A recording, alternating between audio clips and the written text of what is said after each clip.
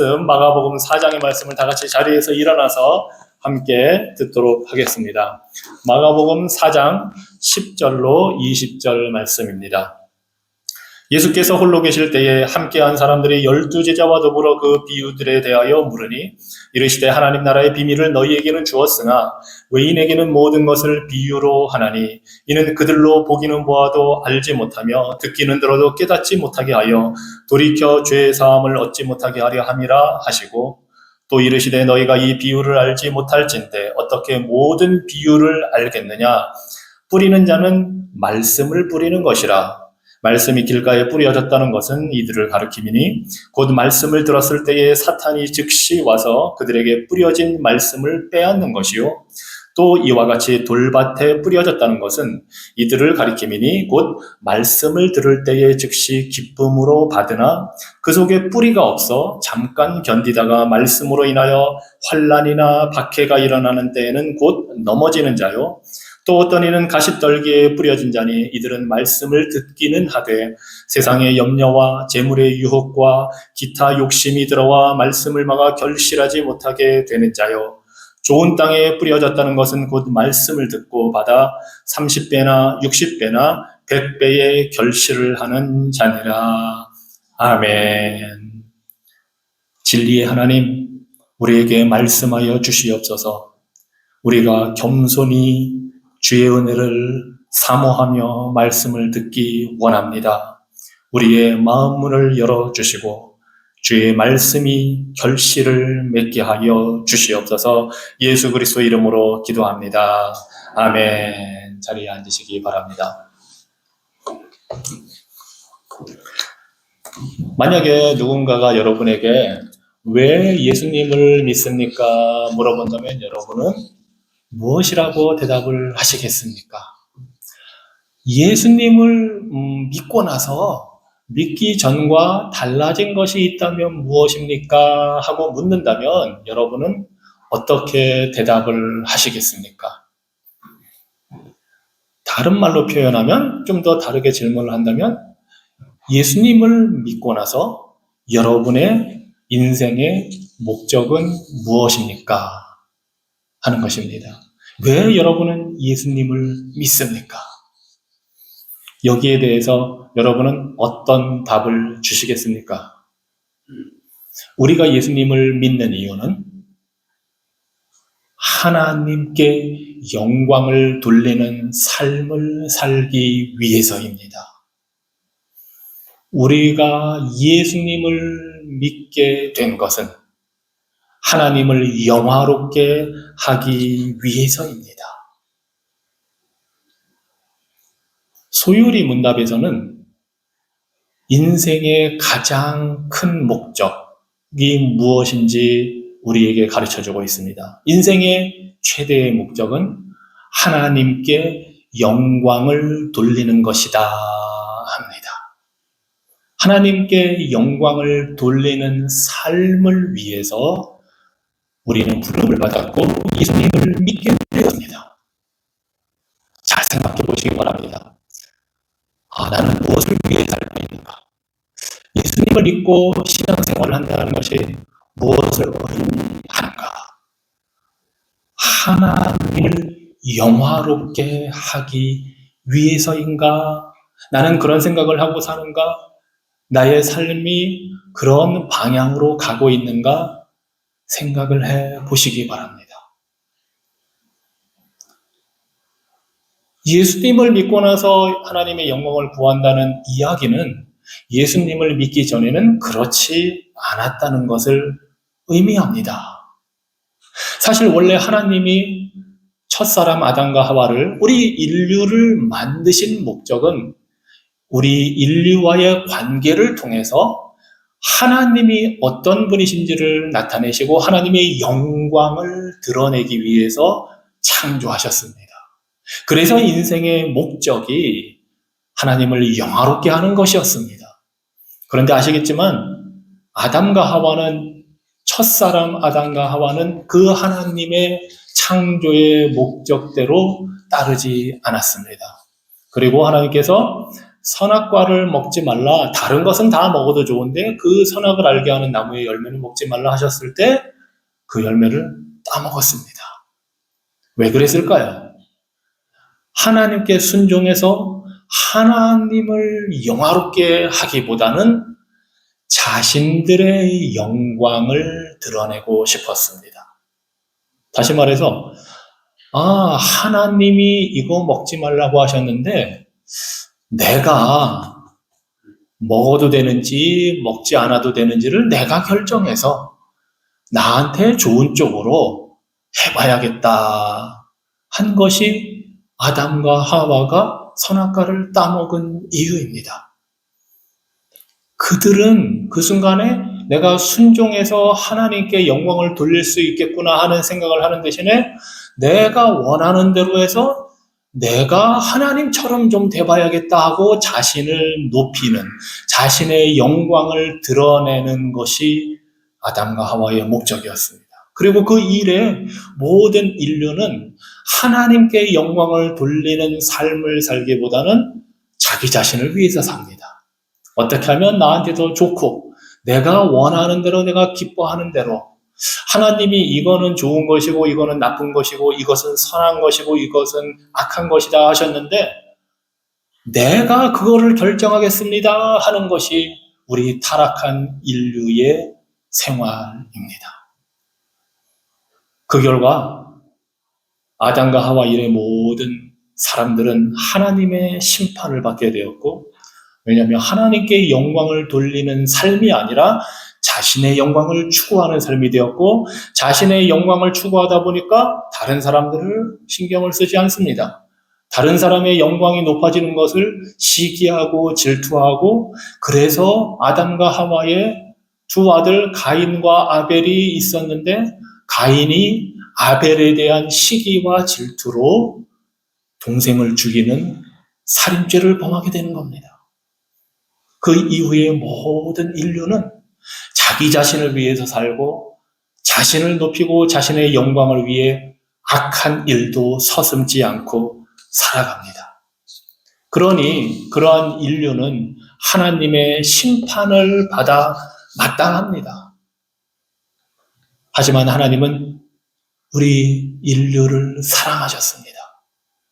자기의 영광을 추구하는 인류를 하나님께서 회복해서 그 하나님을 배반하고 떠나고 하나님의 영광 대신에 자신의 유익만을 쫓아가는 인류를 구원해서 다시금 하나님께 영광 돌리는 삶을 살게 하려고 하나님은 계획을 하셨고, 그 계획을 이루시기 위하여 사람과 약속을 하시며 그 구원자를 우리에게 보내주시겠다고 말씀하셨습니다. 그것이 바로 아브라함을 불러서 약속하신 내용입니다.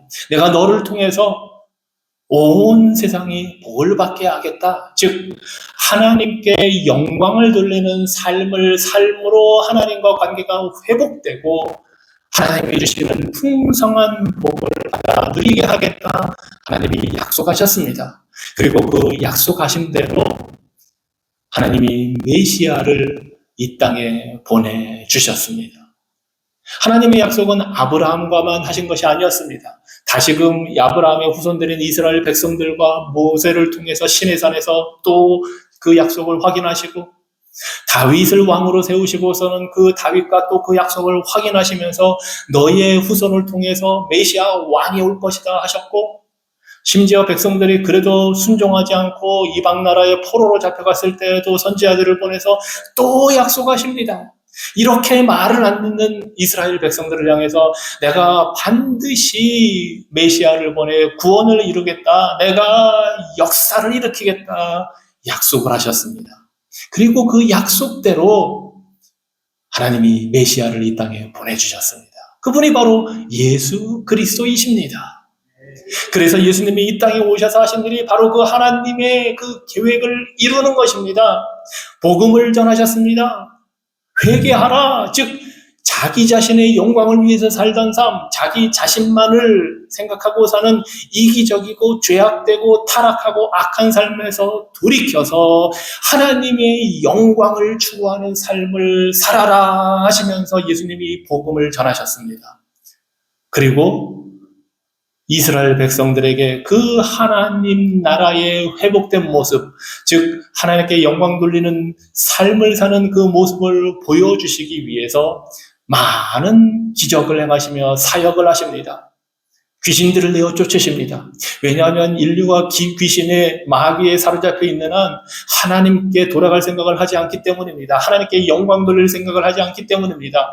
이 귀신들은 예수님을 보고서 예수님이 누구신지 정말 정확하게 알고 바른 신학을 갖고 있었지만 귀신들이 하는 말은 당신과 내가 무슨 상관이 있습니까? 하고 예수님을 거부합니다.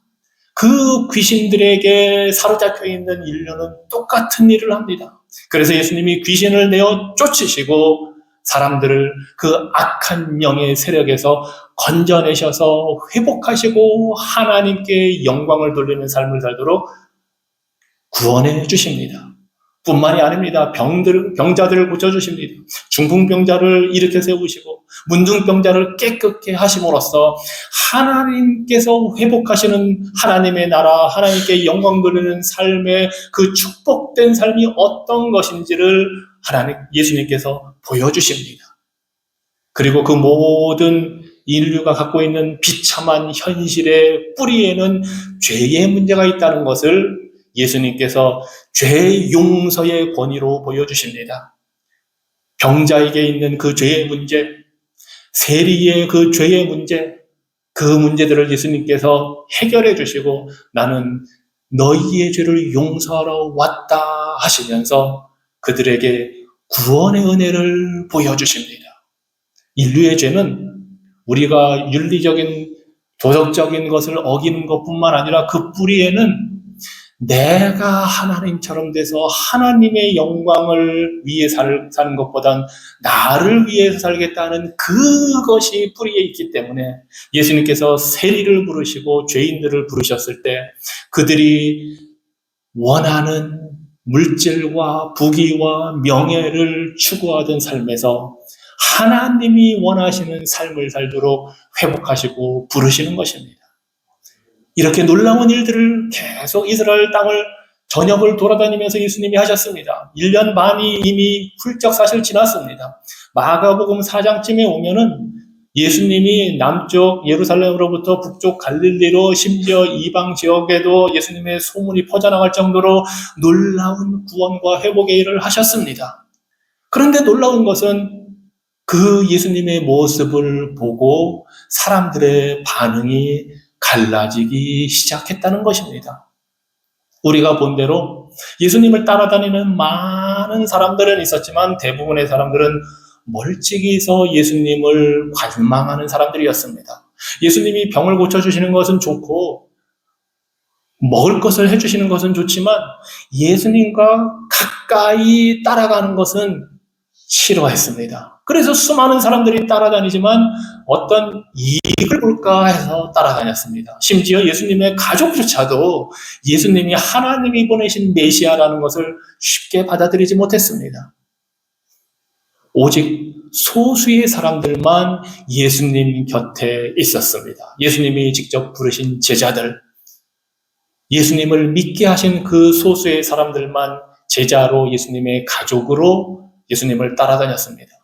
뿐만 아니라 어떤 종교 지도자들은 예수님을 그냥 멀리서 바라보는 정도로 끝나는 것이 아니라 그 예수님에 대해서 거부하고 적대시하고 예수님을 죽이려 하는 생각까지 가질 정도로 극심하게 예수님을 미워하고 혐오합니다. 아니, 하나님의 아들이 오셔서 이 놀라운 기적을 행하시고 복음을 전하시는데 어떻게 사람들의 반응이 각각 이렇게 다 다를 수가 있을까요? 소수의 사람들만 믿고 대다수는 멀찍이 떨어져 있고 또 일부는 적극적으로 예수님을 반대합니다. 그렇게 복음을 전하시고 가르치시는데도 사람들의 반응은 제각각으로 나뉩니다. 바로 이러한 상황에서 예수님께서 우리가 지난주에 살펴본 대로 비유로 말씀을 하시기 시작합니다. 씨 뿌리는 비유, 우리가 잘 아는 비유입니다. 그리고 그 비유를 말씀하시고서 오늘 우리가 다시 읽은 10절 이하에서 예수님께서 왜 비유로 말씀하시는지를 보여주십니다. 왜냐하면 이 비유는 누구나 알아들을 수 있을 정도로 쉬운 것 같지만 예수님이 설명해 주지 않으시면 그 원래의 영적인 의미가 무엇인지를 알 수가 없기 때문입니다. 그러면서 11절에서 이렇게 말씀하십니다. 하나님 나라의 비밀이 너희에게는 주어졌으나, 즉 예수님을 따르는 제자들과 예수님의 영적인 가족에게는 주어졌으나 외부인들에게는 비유로, 모든 것을 비유로 말씀하신다 합니다. 예수님은 처음에는 진리를 다 분명하게 보여주셨지만, 그리고 그 말씀을 듣고 믿음으로 반응할 것을 요구하셨지만 많은 사람들이 그 말씀을 듣기를 거부했습니다. 적대시까지 합니다. 심지어 유대종교 지도자들은 예수님의 기적을 보고도 그것이 마귀, 귀신의 왕의 힘을 빌어서 한다고 예수님을 모함하고 예수님을 거부하고 있습니다. 그러한 자들을 향해서 예수님이 말씀하십니다. 특별히 이사야 6장 9절과 10절의 말씀을 인용하시면서 12절에 보니까 이는 그들로 보기는 보아도 알지 못하며 듣기는 들어도 깨닫지 못하게 하여 돌이켜 죄 사함을 얻지 못하게 하려 함이라 말씀하십니다. 예수님이 비유로 말씀하신 이유는 예수님을 적대시하고 예수님을 거부하는 자들이 이해하지 못하게 하려 하심입니다.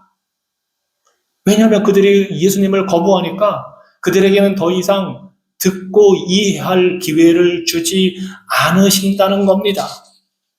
마치 애굽의 바로왕이 하나님께서 모세를 보내서 내 백성을 보내라 할 때에 거부하고 마음을 강팍하게 완악하게 하니까 하나님이 그 바로왕의 마음을 계속 강팍하고 완악하게 해서 심판이 임하게 하듯이 예수님의 말씀을 거부하는 자들에게는, 계속해서 거부하고 듣기를 원하지 않는 자들에게는 이제 심판으로 임하신다는 것을 보여주십니다. 그것이 마가복음 3장에서 예수님이 말씀하신 영원한 죄에 해당하는 것입니다. 성령 하나님의 능력을 인정하지 않고 예수님을 통해서 말씀하시는 그 하나님의 능력을 거부하는 자들에게는 예수님께서 더 이상 명명백백하게 말씀하시지 않고 비유로 알아듣지 못하게 하신다는 것입니다. 이것이 심판의 메시지가 되는 것입니다. 사실은 하나님이 이사야 선지자를 6장에서 불러서 보내실 때도 똑같은 말씀을 하신 것입니다. 그래서 예수님이 이사야 6장의 말씀을 인용한 것입니다. 하나님께서 이사야 선지자를 불러서 세워주셨습니다. 하나님의 영광을 보고 이사야 선지자가 나는 망하게 되었다, 나는 부정한 자로다 할 때 하나님께서 그 입술을 깨끗하게 정결하게 하시면서 누가 나를 위하여 갈 것인가 할 때에 이사야 선지자가 나를 보내소서 합니다. 그때 하나님께서 이사야 선지자에게 사명을 주십니다. 너는 가서 이스라엘 백성들에게 전하라. 하지만 그들은 듣기는 들어도 깨닫지 못할 것이고 보기는 보아도 알지 못할 것이다. 이해하지 못할 것이다. 그것이 너의 사명이다. 왜냐하면 그들이 완악하게 하나님의 말씀을 거부하고 불순종하기 때문에 이제 네가 나가서 전하기 시작하면 약 20년 후에는 바벨론 제국이 쳐들어와서 아수르 나라가 쳐들어와서 이 북쪽 이스라엘을 멸망시킬 것이다. 하나님이 심판의 메시지로 이사야에게 주신 것입니다. 그 내용을 그대로 예수님이 인용해서 유대 종교 지도자들과 예수님을 거부하는 자들을 향해서 지금 말씀하신 것입니다. 그래서 이 비유의 말씀은 택한 자들에게는 하나님의 뜻을 밝혀주는 말씀이지만 하나님을 거부하는 자들에게는 심판의 말씀으로 임하는 것입니다. 그리고 나서 이제 14절부터 예수님께서 제자들을 위해 그 비유의 내용이 무엇인지를 설명을 해 주십니다. 아마 이때쯤이면 여러분들이 집에 가서 궁금해서 다 읽어보셨을 겁니다.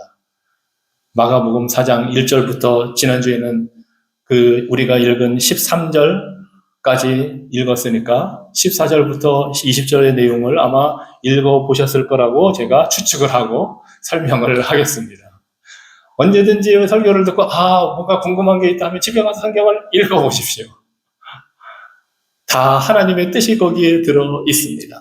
자, 예수님께서 말씀하십니다. 이 비유가 무엇이냐? 예수님이 그냥 농사를 어떻게 지으라고 알려주시는 비유의 내용이 아닙니다. 이것은 농사에 대한 것이 아니라 영적인 진리, 즉 하나님의 말씀이 어떻게 역사를 하고 왜 어떤 사람들은 하나님의 말씀을 듣고 믿고 회개하고 어떤 사람들은 그렇지 않은지를 보여주는 그러한 비유입니다.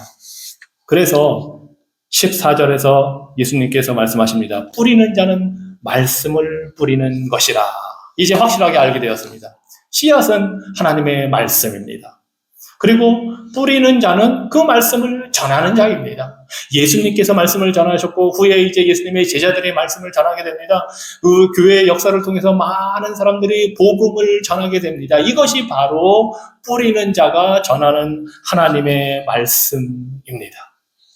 그런데 하나님이 특별히 씨앗에 대해서는 별로 설명하지 않습니다. 지금 예수님이.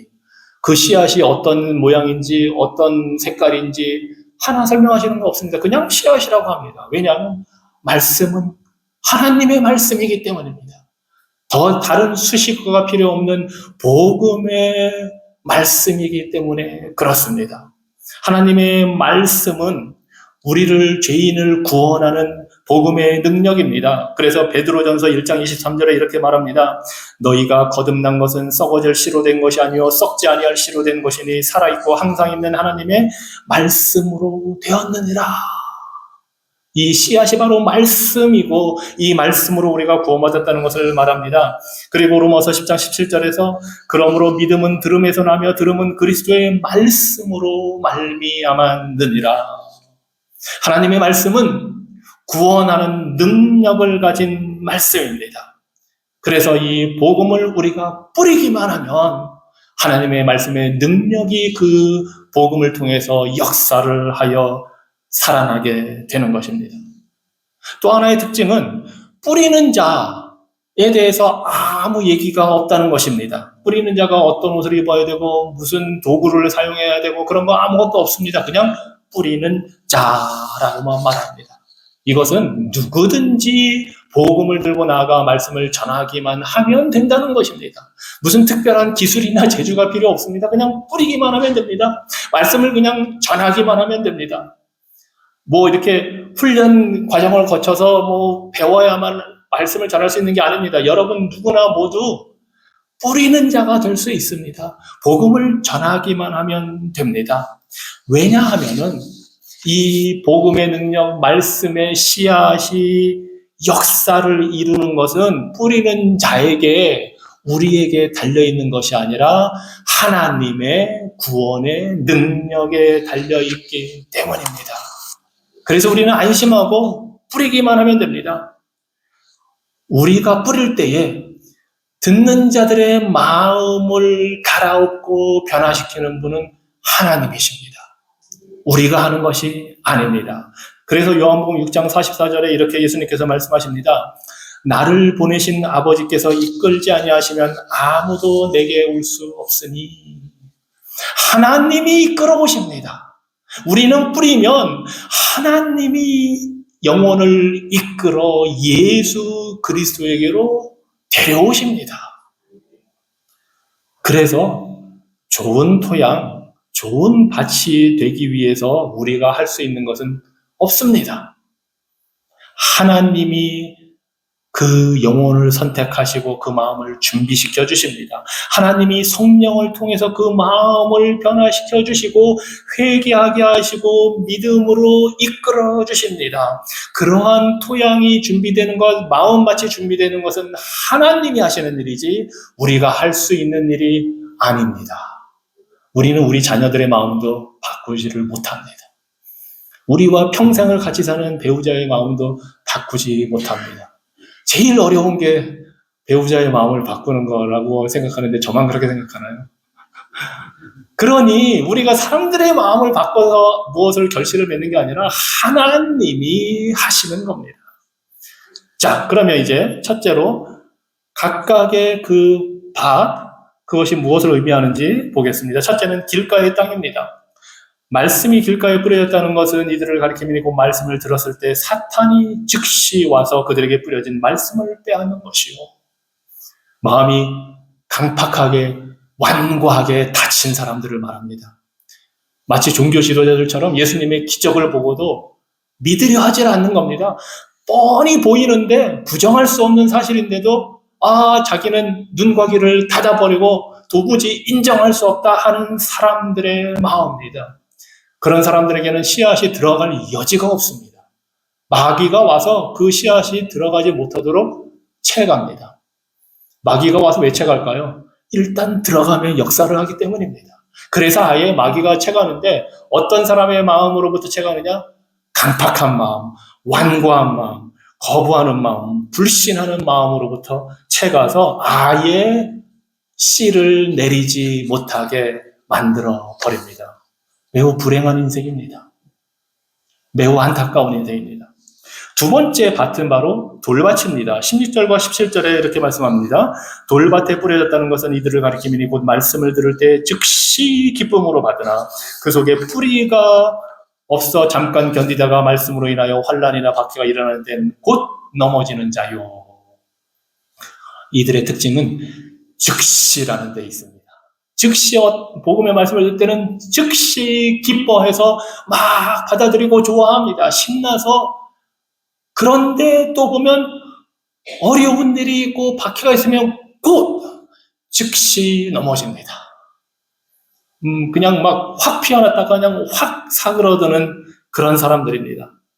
왜냐하면 이런 사람들의 특징은 기쁨, 행복, 즐거움을 누리는 것이 예수님을 믿는 목적이고 이유이기 때문입니다. 하나님의 영광을 위해서 믿는 것이 아니라 내가 기쁘고 즐겁고 행복하기 위해서 예수님의 복음을 내가 믿어봐야겠다 하기 때문에 그런 목적으로 믿으니까 어려움이 있고 박해가 있고 환난이 있으면 곧 신앙을 떠나게 됩니다. 자기가 믿은 목적이 그게 아니기 때문입니다. 내가 행복하려고 예수님을 믿었는데 왜 어려운 일을 겪어야 되지? 하고는 떠나버립니다. 이들의 신앙은 종교 생활을 아무리 열심히 한다 할지라도 자기중심적입니다. 나의 행복, 나의 기쁨, 나의 즐거움을 위해서 생활하기 때문에 하나님께 영광을 돌리기 위해서 때로는 고난도 받고 어려움도 당한다는 그 사실을 받아들이기가 어렵습니다. 그러다 보니 막 모여서 뭔가 잘 될 때는 신나게 찬양도 하고 열심히 교회에서 활동도 하는데 어려운 순간이 닥쳐오면 다 내려놓고 떠나게 됩니다. 그래서 아무 열매를 맺지 못합니다. 참 안타까운 마음밭입니다. 그런데 이런 사람들이 사실은 많습니다. 이런 사람들이 어떻게 보면은 대부분이라고 할 수도 있습니다. 왜냐하면 우리의 신앙은 하나님 중심의 신앙, 하나님께 영광 돌리는 신앙은 환난과 어려움과 고통을 통해서 성숙해지고 우리 자신만을 생각하던 이기적인 생각으로부터 하나님께로 향하는 성숙한 자로 바뀌게 되는데 그 과정을 통과하려 하지 않기 때문입니다. 그래서 수많은 사람들이 예수님을 따라다녔지만 막상 예수님이 고난에 대해서 가르치기 시작하시자 많은 사람들이 예수님을 떠납니다. 하도 많이 떠나니까 예수님이 제자들을 향해서도 말씀하십니다. 너희도 떠나려 하느냐? 그때 제자들이 믿음의 고백을 합니다. 베드로가 주여 우리에게 영생의 말씀이 여기에 있사오니 우리가 어디로 가리까? 이것이 돌짝밭과는 다른 신앙의 믿음의 사람들의 고백입니다. 자, 세 번째는 가시덤불 속에 뿌려진 그 씨앗입니다. 18절, 19절입니다. 또 어떤 이는 가시떨기에 뿌려진 자니 이들은 말씀을 듣기는 하되 세상의 염려와 재물의 유혹과 기타 욕심이 들어와 말씀을 막아 결실하지 못하게 되는 자요 합니다.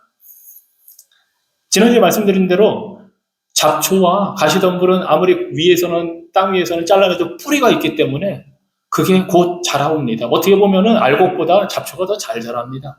이러한 마음밭을 가진 사람들은 예수님을 믿기는 믿었는데 여기 보면은 세상의 염려, 재물의 유혹, 물질적인 유혹, 기타 욕심이 있어서 열매를 맺지 못하는 사람들입니다. 즉 이 사람들은 하나님도 섬긴다고 하지만 세상에 의지하는 다른 것을 추구하는 사람들입니다. 마음이 두 갈래로 갈라진 사람입니다. 대표적으로 마태복음 19장 또는 마가복음 10장에 나오는 부자 청년과 같은 사람입니다. 이 부자 청년은 하나님을 잘 섬기고 십계명도 다 잘 지켰지만 물질, 재물을 매우 중요하게 생각하고 섬긴 사람이었습니다. 그래서 예수님이 너 그 재물 다 팔아서 나눠주고 나를 따라와라 할 때에 그렇게 하지 못하고 근심하면서 예수님을 떠납니다. 왜냐하면 그런 사람들은 가시덤불 속에서 자라나는 것처럼 마음이 두 갈래로 이미 갈라져 있는 사람이기 때문입니다. 여기서 세상의 염려라고 하는 것은 그 시대의 방해물들입니다. 우리가 살아가는 사회에서 더 좋아 보이는 것, 더 멋있어 보이는 것, 예수님을 믿기는 믿지만 그거 말고도 더 좋아 보이는 것들이 세상에 많이 있는데 나는 그것도 갖고 싶은 겁니다. 예수님도 믿으면서 복도 받고 세상에 좋은 것도 다 갖고 싶은 두 갈래로 갈라진 마음을 갖고 있으니 세상에 유혹이 있고 재물에 대한 욕심이 있고 그 모든 것을 포기할 수가 없는 것입니다. 돈을 사랑하는 것이 모든 악의 뿌리라고 하셨는데 돈을 사랑합니다. 그러니 열매를 맺지 못하는 것입니다. 지금 이렇게 보면은 예수님께서 한 3가지 그리고 좋은 밭이 있으니까 4가지의 다른 종류의 밭을 말씀하신 것 같지만 크게 보면 2가지밖에 없는 겁니다. 열매 맺는 땅과 열매 맺지 못하는 땅입니다. 길가, 돌밭, 가시덤불은 말씀을 어떤 거는 받아들인 것 같지만 열매를 맺지 못하기 때문에 결국은 나쁜 땅, 구원받지 못하는 것입니다. 오직 좋은 땅, 좋은 마음 밭에 뿌려진 씨앗만이 30배, 60배, 100배의 결실을 맺게 됩니다. 이 땅은 하나님이 밭을 갈아 부드럽게 만든 땅이고 예수 그리스도의 복음을 듣고 제자들처럼 따라가는 그러한 자들을 말합니다. 그래서 그들에게서는 30배, 60배, 100배의 열매를 맺게 됩니다. 그 당시 농경사회의 그 기준으로 보면 엄청난 수확량입니다. 보통은 10배만 거둬도 잘 거두었다고 하는 그런 사회에서 30배, 60배, 100배는 인간이 할 수 있는 그 능력을 넘어서는 놀라운 수확의 양을 의미합니다. 즉 하나님이 열매 맺게 하시고 하나님이 복음의 역사를 일으키셔서 생명을 구원하신다는 것을 보여줍니다. 그렇기 때문에 오늘 우리가 믿고 있는 겁니다. 우리 가정에서도 저희 아버지가 처음으로 복음을 듣고 믿었습니다. 선교사들이 와서 세운 학교를 다니면서 복음을 받아들이고 믿게 되었고 아버지를 통해서 믿지 않던 모든 가족에게 복음이 전해졌습니다. 그래서 아버지의 형제들뿐만 아니라 이제는 대부분의 모든 친척들이 다 예수님을 믿게 되었습니다. 이것이 바로 30배, 60배, 100배의 결실입니다. 비록 예수님이 복음을 전하실 때에 따라다니는 자는 적고 예수님의 제자들 가족은 적은 것 같아도 하나님이 이루시는 구원의 역사는 복음을 통해서 30배, 60배, 100배의 결실을 맺게 하십니다. 그 사실을 오순절 사건을 통해서 우리가 보게 됩니다. 그렇게 예수님을 적대시하고 따라다니지 않던 사람들이 오순절 성령의 역사가 임하고 사도들이 나가서 복음을 증거할 때에 많은 사람들이 회개하며 한 번에 3,000명, 5,000명이 회개하며 예수님을 믿게 됩니다. 이것이 좋은 밭에 뿌려진 씨앗을 통해 역사하시는 하나님의 구원의 능력입니다. 그리고 이 구원의 능력은 오순절 이래 오늘날까지 계속되고 있습니다. 그래서 우리가 할 일은 나가서 이 복음의 씨앗을 뿌리는 일입니다. 어떻게 뿌리라 말씀하지 않았습니다. 그저 뿌리면 됩니다. 그러면 하나님이 그 마음밭을 갈고 변화시켜서 택한 자를 구원하시고 열매 맺게 하십니다. 우리 모두는 뿌리는 자로 부름받은 사람들입니다. 그래서 부지런히 성실하게 뿌리기만 하십시오. 결과는 하나님이 이루실 것입니다. 이 놀라운 구원의 복음 능력의 역사가 우리에게 임할 줄을 믿으시기 바랍니다. 그러면 우리가 구원마다 하나님께 영광 돌리는 자로 세워진 것처럼 아직 하나님을 모르고 예수님을 믿지 않는 자들에게도 동일한 은혜가 임할 것이고 그들 역시 예수님을 믿음으로 하나님의 영광을 위해 사는 자들로 변화될 줄 믿습니다. 기도하겠습니다.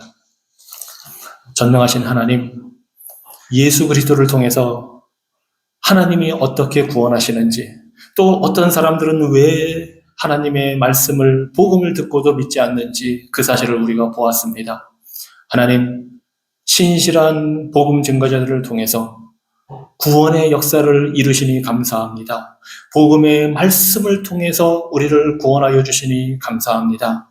이제 우리가 예수님을 따르는 제자들로 하나님의 영광을 위하여 살도록 구원받았사오니 성실하게 나아가 복음의 씨앗을 뿌리는 그런 믿음의 사람들로 살아갈 수 있도록 우리를 인도하여 주시옵소서. 예수 그리스도 이름으로 기도합니다. 아멘. 소망의 하나님이 모든 기쁨과 평강을 믿음 안에서 여러분에게 충만하게 하사 성령의 능력으로 소망이 넘치게 하시기를 성부와 성자와 성령의 이름으로 축원하노라.